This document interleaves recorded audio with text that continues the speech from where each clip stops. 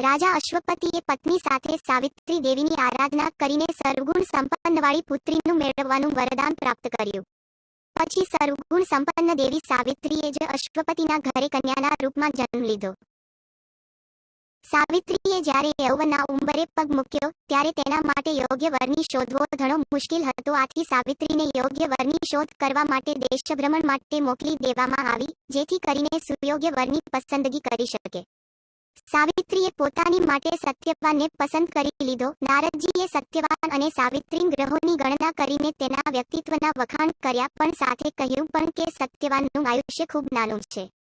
આ સાંભળી રાજા અશ્વપતિને ખૂબ દુઃખ થયું. તેમણે સાવિત્રીને બીજો યોગ્ય વર શોધવાનું કહ્યું, પણ સાવિત્રી તેના નિર્ણય પર અટલ હતી. તેણે કહ્યું, પિતાજી, હું આર્ય કુમારી છું. આર્ય સ્ત્રીઓ જીવનમાં એક જ વાર પતિની પસંદગી કરે છે. મેં સત્યવાનને મનોમન વરી ચૂકી છું.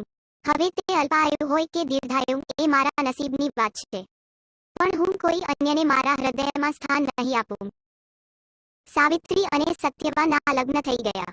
સાવિત્રી પોતાના સાસુ સસરા સાથે જંગલમાં રહેવા લાગી. તે સાસુ સસરાની સેવા કરતી. આમ સમય વીતતો ગયો. સત્યવાનનું આયુષ્ય પૂરું થઈ ગયું. એક દિવસ જ્યારે સત્યવાન લાકડીઓ કાપવા માટે જવા લાગ્યો ત્યારે સાવિત્રી પણ સાસુ સસરાની આજ્ઞા લઈને તેમની સાથે ચાલવા માંડી.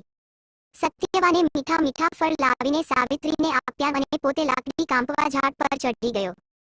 થોડી જ વારમાં તેનું માથું સખત દુઃખ ખાવા માંડ્યું અને તે નીચે ઉતરી ગયો.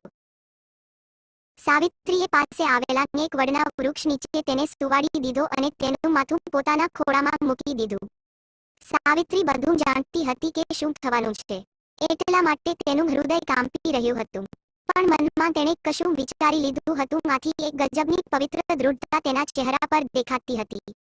તેણે તો બસ એ જ ક્ષણની રાહ જોઈ રહી હતી અને તે સમય પણ આવી ગયો. બ્રહ્માના વિધાન મુજબ યમરાજ સત્યવાનના પ્રાણ લઈને જવા માંડ્યો. સાવિત્રી પણ તેમની પાછળ જવા માંડી. યમરાજે સાવિત્રીને પરત ફરવા કહ્યું. જવાબમાં તે બોલી, મહારાજ, પત્નીનું પત્નીત્વ ત્યારે જ સાર્થક